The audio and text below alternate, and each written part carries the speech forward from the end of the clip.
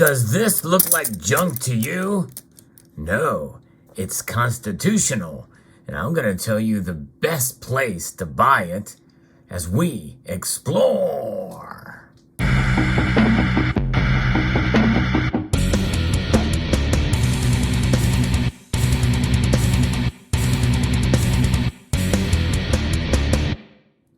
Article 1, Section 10 of the Constitution. No state shall enter into any treaty, alliance, or confederation, grant letters of marque and reprisal, coin money, emit bills of credit, make anything but gold and silver coin a tender in payment of debts. And then it goes on with a couple of other little clauses there, but there's two I want to talk about here as to why we call this indeed constitutional silver. Number one, no states can coin money. That's right, no state can create money or coin it, but they can also only use gold and silver in the payment of debts. Now, that leaves some wiggle room for the federal government to coin money, obviously. That's what they do. This is what this is. These are federally created coins that happen to be made of silver. That's why we call it constitutional silver. And up until 1964, that was pretty much the accepted form of payment. And any kind of paper that was created was backed by and divisible with these silver coins. In fact, silver is unique among any other metal. It has been the most widely distributed money for longer than even gold, and more accepted and distributed and exchanged and transacted throughout most of civilized history in the world. It's only up until essentially about 1970 when that stopped. And so the last 52 plus years is really a very small, minute amount of time that we've not used silver as money. And so there's the backdrop to this. This is why I don't like to use the term junk silver, although it's used quite commonly. But that is going to be part of what we're going to be talking about in this discussion as to why they refer to it as junk silver, and why you should be very careful about where and how you buy it. You can buy constitutional silver in a lot of different places. Pretty much for every place that you can buy any other silver bullion, you can probably buy constitutional silver there as well. So why do they call it junk silver? Well, basically because most of the coins have no numismatic value. In fact, there may be exceptions even in this pile of some fairly decent looking pieces. Like this is a Barber $50 that I got recently that is a little better condition than normal. And I paid a little bit over what would be considered a junk price for it, which is essentially the way constitutional silver is priced, is based off of the face values. In other words, 20 times face may be one thing, or 21 times face. Essentially what that means is you take the amount of the denomination that is on each of these coins, and let's say, for instance, it's a $50 and 2 quarters here. This $50 and these 2 quarters are going to be $1. And so if you pay 20 times face, you're going to pay $20 for these 3 coins. And it could be 2 quarters and 5 dimes, or 10 dimes, 2 $50, 4 quarters, and any combination thereof. That is typically how constitutional silver is priced. Now that is the case based off of the weight that is designated in each of these coins. And like, for instance, maybe 0.3 odd, just over a third of an ounce, maybe for a $50, and 0.07 for a dime, actual silver weight, but they're 90% silver in here in the United States. Now, in other nations, I refer to that as spending silver. They may have different purity levels, like 0.720 or 0.80, 0.833, and the like. But all of the United States coins are 90%. So it's a little bit easier. And you know the actual silver weight, you can calculate it based off of spot price. And that fluctuates depending on spot price, obviously. But most of the time it's priced based off of the face value.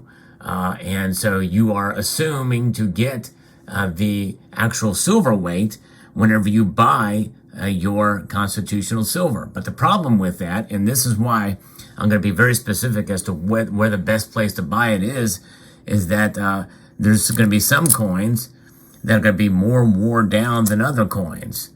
And so you're going to lose a little bit of silver depending on what kind you buy. Like, for instance, here is a $50 here, or a $quarter here, that arguably one can make a very strong case has a measurable amount less silver in it than this uncirculated 1964 quarter. It's pretty worn down. This is an example of what is very close to being what is known as a slick. And so you're going to be losing out on a little bit of silver weight if you buy this sight unseen, without the chance and possibility to be able to really pick through it. Here is a Seat of Liberty quarter that is in very bad shape that I bought. And most pieces like this that you know may have a nice design on it, and this would be a very nice coin if it were actually in good shape. And this is why they refer to it as junk silver. You know, it's lost all numismatic value. You're paying for the just the weight of the silver itself, not necessarily what's stamped on it. And so that's why that term has come to pass. But you do not want to be essentially taken by the weight, the loss of weight, whenever you buy. So I think it's a good idea to be able to see what you buy before you buy it. And this is why I always buy from a local coin shop. That's the best place if they will allow you to pick through it. If you're paying by face value, you should be able to pick which pieces you want. And that's what I always do. Now, there are some places that will sell it to you by the weight. They'll weigh them, you know, and so that is the other difference. Unless you have that opportunity or option, you know, and that's, by the way, that's harder to sell that way, because you're going to have to sell it by weight as well, too. And that may be a much different number than paying it by face value. So you want to be able to find pieces that are going to be able to hold up to that if you need to liquidate these pieces. So whenever you do buy it, you want to be able to have the luxury of being able to see and to be able to choose which ones you want to get. And that's why local coin shop is the best option. If you have that ability, if you have a local coin shop that is near you, if you have to drive 50, 60 miles, well, that kind of defeats the purpose because of the money you're going to be wasting on fuel. So you can buy them online, and I have seen hauls and unboxings of constitutional silver online, and most of the time, you know, there's decent enough pieces in there, but you will find slicks in there as well thrown in with decent pieces. So it's a little bit of a gamble. Again, not too bad. It's highly unlikely that a major bullion dealer is going to give you a bunch of slicks and charge you face value for it. But and sometimes they price them a little bit differently too. So if you do buy them online, make sure you understand. If you're buying them by the pound, for instance, you know, see exactly, you know, you are buying it by the weight. Then you can likely have a lot of slicks in there too.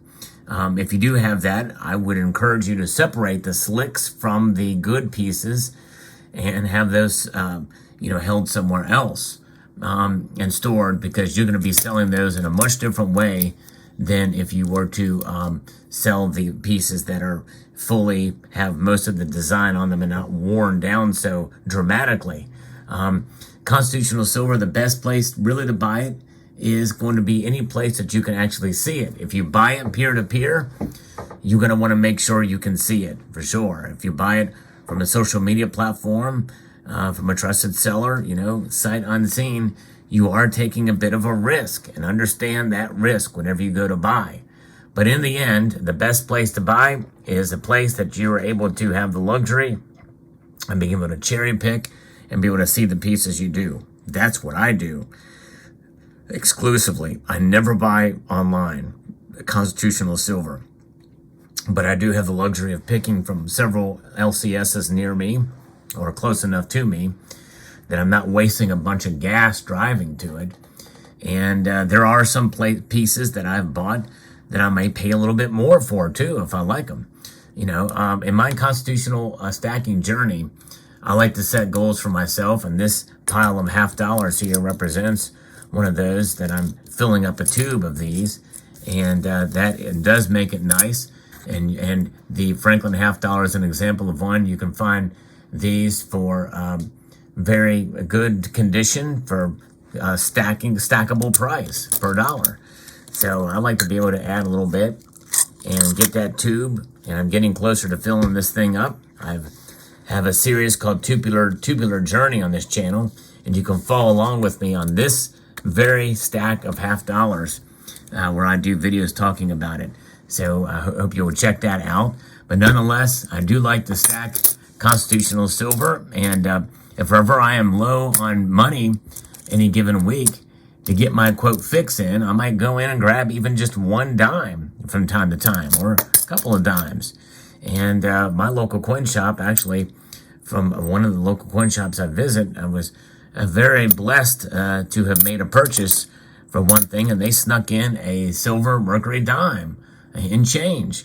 And so, yeah. So if you develop relationships with your local coin shop, sometimes that will happen, and that will lower your dollar cost average down big time when you're expecting a dime and change or 20 cents, and one of those dimes, it happens to be a silver Mercury dime. It doesn't get much better than that, that's for sure. So there you have it. So the best place to buy your constitutional silver is from your local coin shop. And thanks again to user Rock Bottom for the inspiration for this video. And let me know what your thoughts are. And do you have any other experiences for buying constitutional silver? Post them in the comment section down below. I would like to extend a multitude of gratitude to you all for taking the time to watch, and to encourage you to please rate and share this video, comment, and subscribe.